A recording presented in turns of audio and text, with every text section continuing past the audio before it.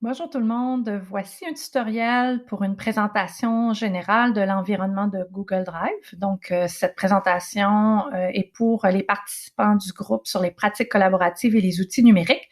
Donc, Google Drive est un environnement quand même assez complexe, mais qui peut quand même ressembler à ce qu'on va retrouver sur la plupart de vos serveurs d'ordinateurs fixes. Mais là, on est dans un espace nuagique. Donc, ça se présente en trois colonnes principales. Donc, la colonne de gauche que j'ai identifiée avec des pastilles vertes, la colonne du centre que j'ai identifiée avec des pastilles jaunes, ainsi que la colonne de gauche qui est comme plus la colonne d'information, d'outils, d'aide pratique qui est en rouge. Donc, on commence par la colonne verte.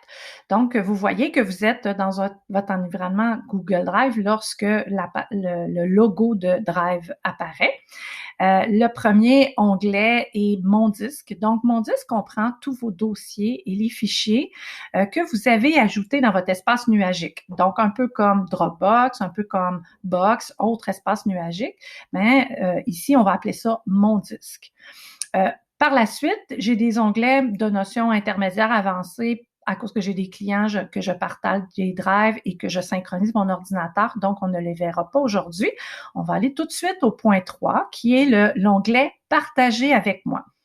Dans l'onglet « Partager avec moi », ce sont des fichiers, des dossiers qu'on vous a partagés, mais que vous n'avez pas ajoutés à votre drive, donc qui n'affectent pas votre mémoire de stockage de votre drive. Le quatrième, c'est les dossiers et les fichiers ouverts récemment. Le cinquième, ce sont les dossiers que vous avez marqués d'une étoile, donc vos favoris, tout simplement. Si vous avez des centaines et des centaines de fichiers de dossiers, peut-être que les favoris seront pertinents. Par la suite, on a la corbeille et au numéro 6, on a l'espace de stockage. Ce qu'il faut comprendre dans l'espace de stockage, c'est que Google Drive comprend tous les fichiers et les dossiers que vous avez créés, les vidéos, les photos, les images et même la mémoire de votre courriel si vous avez un Gmail puis si vous utilisez Gmail. Par contre, il ne comprend pas les applications. Donc, si vous intégrez une nouvelle application autre que Google Doc, Google Sheet, Slide, Google Form, ça n'affecte pas la mémoire. Le contenu de cette application-là va l'affecter. Donc, si vous créez, par exemple, un Google Doc, il devient un document, un contenu, il va l'affecter. Mais la source même de l'application, donc la fait d'intégrer une application nouvelle, n'affectera pas votre zone de stockage. Et les fichiers, dossiers partagés avec moi également n'affectent pas la zone de stockage. Donc, ce sont des notions quand même un peu plus avancées. Donc, je vous invite à aller à la pastille 1, assistance, pour l'aide de Google si vous voulez plus d'informations sur qu'est-ce qui comprend votre espace de stockage ou non. Dans la colonne du centre, on a en haut la barre de recherche des fichiers. Donc, en formation intermédiaire avancée, je montre l'outil de recherche qui est très, très, très performant. Donc, sachez qu'il existe. Et à la pastille numéro 1, vous avez en fait toute cette ligne-là, c'est le chemin d'accès du dossier. Par exemple, ici au numéro 2, j'ai un dossier qui s'appelle « Cahier du participant » prévu à l'automne et donc août-septembre 2020. Ce dossier-là est inclus dans le dossier formation, est inclus dans un autre dossier qu'on ne voit pas le nom avec les 3 petits points, est inclus dans mon drive. Donc, c'est vraiment le chemin d'accès du dossier en question.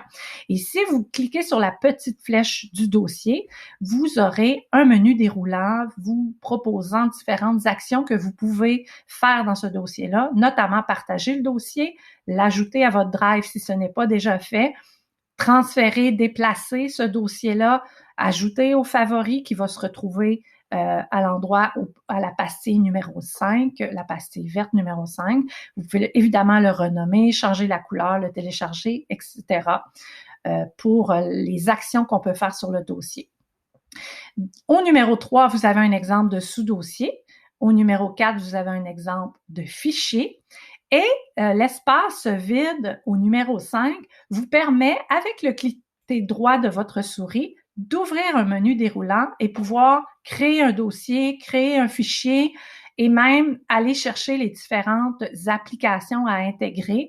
Donc, si présentement vous n'utilisez que Google Doc, par exemple, ben vous pourriez rajouter un Google Form, vous pourriez rajouter Google Dessin, vous pourriez rajouter Google Maps, et c'est à l'infini les intégrations et les applications possibles à ajouter.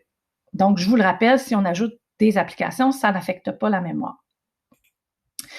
Et enfin, on termine par la colonne de droite. Et là, on a les pastilles rouges. La première pastille rouge, c'est le menu d'assistance, d'aide, de formation, de mise à jour. Donc, c'est vraiment toute l'assistance de Google Drive. Lorsque vous avez des questions, vous allez là. J'y vais très, très souvent lorsque, par exemple, les participants me posent des questions de choses que je n'ai jamais expérimentées moi-même. Le point 2, ce sont les paramètres. Donc, on voit la petite mallette, là, la petite rondelle de paramètres. Dans les paramètres, vous allez trouver vos paramètres de stockage. Et c'est à ce moment-là, dans le paramètre, je l'ai encerclé, où on va demander à Google de transférer nos documents Word en Google Docs, ce qui ne se fait pas tout à fait automatique. Fait que c'est une question que j'ai souvent dans mes formations. C'est également là qu'on va convertir les fichiers, comme je viens de vous le mentionner, qu'on va aussi changer les notifications. Comme vous voyez, moi, je n'ai coché que la dernière notification, donc je pourrais recevoir des notifications par navigateur, par Slack ou par courriel. Dans mon cas à moi, j'ai choisi par courriel. Et enfin, c'est l'endroit où on va gérer les différentes applications qu'on a intégrées à notre Google Drive. Par la suite, on va aller à l'élément numéro 4, qui, en fait, est le mode d'affichage de vos fichiers et vos dossiers. Donc, si vous cliquez sur mode de grille, vous allez avoir un affichage comme le mien avec des dossiers comme ceci.